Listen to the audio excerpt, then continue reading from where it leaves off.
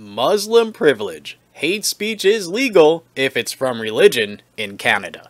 According to Canadian law, you cannot express hate, quote-unquote hate, which is code for criticism, of Islam. But if you're a Muslim, you can express the hatred that is an inextricable part of Islam. I'll explain in this video.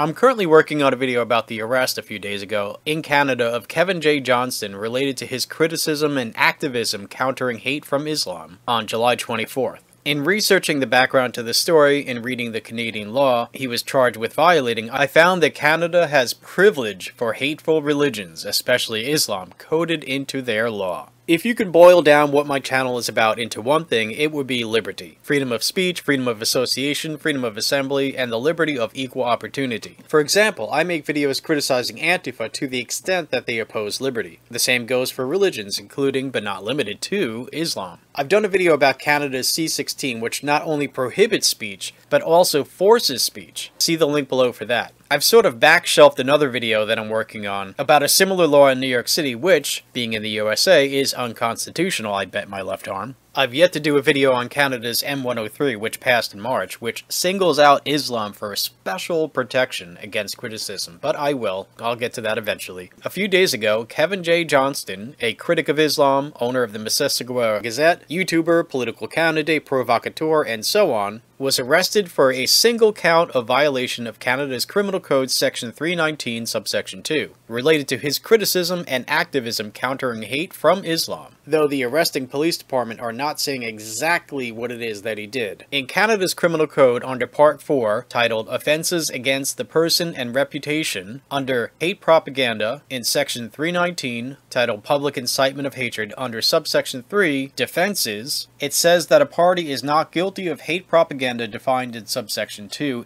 quote, if, in good faith, the person expressed an opinion based on a belief in a religious text, unquote. So there you have it. Islam gets a free pass. You can't be hateful or quote-unquote hateful towards Islam, but Islam can be hateful to everyone else.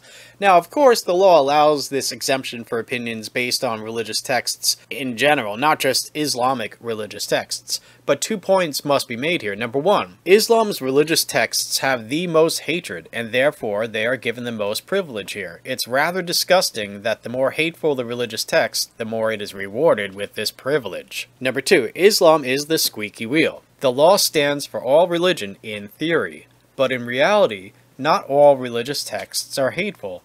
I defy you, for example, to find anything remotely hateful in the Tao Te Ching, the religious text of Taoism, or the texts of Buddhism, or Hinduism, or Jainism, and so on. You'll certainly find it in the Torah, the Talmud, and the Bible, but not anything like what you find in the Quran. And moreover, there is no equivalent of Islamism in other religions. That is, only in Islam is there the concerted effort to push Islamic dominance in the social and political spheres. The squeaky wheel that gets its demands met while other religions pale in comparison is Islam, and only Islam. This law is for Islam. The only reason that other religions are mentioned is out of formality. It's a mere gesture. It would be too obvious if they did not pay lip service to other religions, but it's about Islam.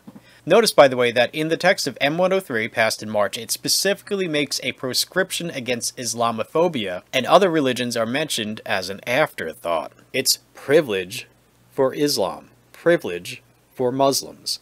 Notice also that the text of the law allows for a defense, quote, if, in good faith, the person expressed or attempted to establish by an argument an opinion on a religious subject, or an opinion based on a belief in a religious text, unquote.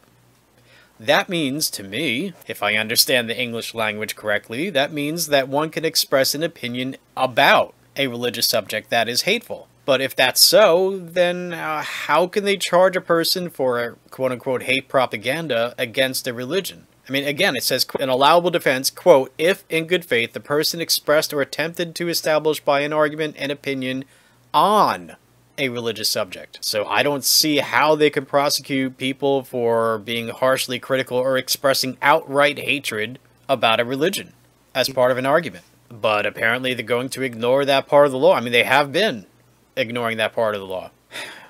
Privilege, special treatment. In breaking down the word, which is derived from Latin, we get private law. Privy means private, liege means law, so it's private law. This is a special law that gives Muslims privilege not afforded to anyone else. Thank goodness in America we don't allow for religious exemptions, because that's a violation of the separation clause. Thou shalt make no, What you talking about? Congress shall make no law respecting the establishment of religion, nor prohibiting the free exercise thereof, which has always been interpreted by the Supreme Court as meaning that there should be a wall of separation between church and state. In other words, no special exemptions and no special proscriptions against religion, except for exceptions, as in a compelling state interest and other things like that, but, you know, that's another subject. But apparently in Canada, there is no such thing, so you can have special treatment for Islam or any other particular religion if it's written into the law over everyone else. Oh, Canada.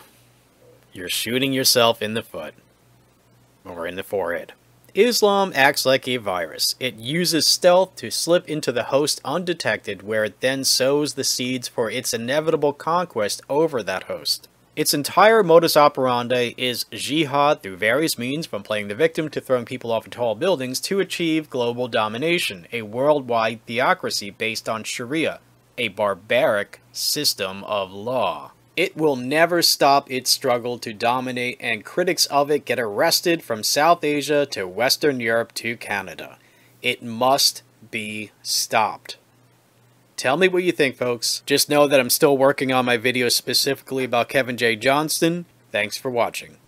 Folks, I am considering changing my name and my channel name from Just an Anti-Theist to something else. People have trouble saying, spelling, and understanding Just an Anti-Theist. I may change it to Just Incognito. You know, Just Incognito. Tell me what you think. So, after making well over 100 videos, most of which I've spent days on, and over 500,000 views, over a few years I've made not much more than $100, which I would imagine breaks down to a few cents or maybe even a fraction of a cent per hour. So, I finally signed up for Patreon. There's a link to it right here on my channel banner and in the description below of this video and every other future video. Please consider donating something so that we can continue doing what we do, because at this rate we can't keep it up for long without your donations. Also, if you'd like me to thank you by name for donating, please let me know and I will do so. YouTube is problematic, and they would rather not have YouTubers like myself criticizing the left-wing sector of the establishment of which they are a part. You see, I'm always being warned by YouTube, demonetized for not having content that's deemed to be advertiser friendly. I've had videos taken off YouTube for inappropriate content, and that inappropriate content is always criticism of the far left. And I'm always afraid of my channel being shut down suddenly without warning, so I made a backup channel called Just Infidel. You know, Just Infidel. See the link below for that. Please subscribe to it. This will be the backup channel, and also I'll be uploading older videos to that channel that you may want to see for the first or perhaps the second time. So scroll down, click the links for that, subscribe to me also on vid.me, which is like YouTube but without the bullshit. Let's not let YouTube be a monopoly. If you follow me on Twitter, you'll be notified when I upload new videos to YouTube. Also scroll down, click the link, subscribe to me on minds.com, which is like YouTube and Facebook but without the censorship or the clutter and advertisements of the latter. Also, there's Gab.ai, another social media platform, the one with the frog. Chardonnay. Also, please make sure you are subscribed to me on YouTube. If you think you've already subscribed and click that little bell icon, you may want to check again, especially if you haven't seen a video from me in a few days. People are being mysteriously unsubscribed from channels, some big YouTube glitch, who knows. But many YouTubers are complaining about this, so please go through your subscriptions and make sure you actually are subscribed to your channels. If you haven't seen a video from your favorite YouTube in a while, it may be because you've been unsubscribed due to some glitch or something. Finally, lately on YouTube, a great number of comments are getting lost. For many comments, we don't even get a notification. When we do get a notification, sometimes we can't actually respond to the comment. So I'm not ignoring your comment, there's just problems with the system. Okay folks, thanks for watching. Peace, love, freedom, and equality.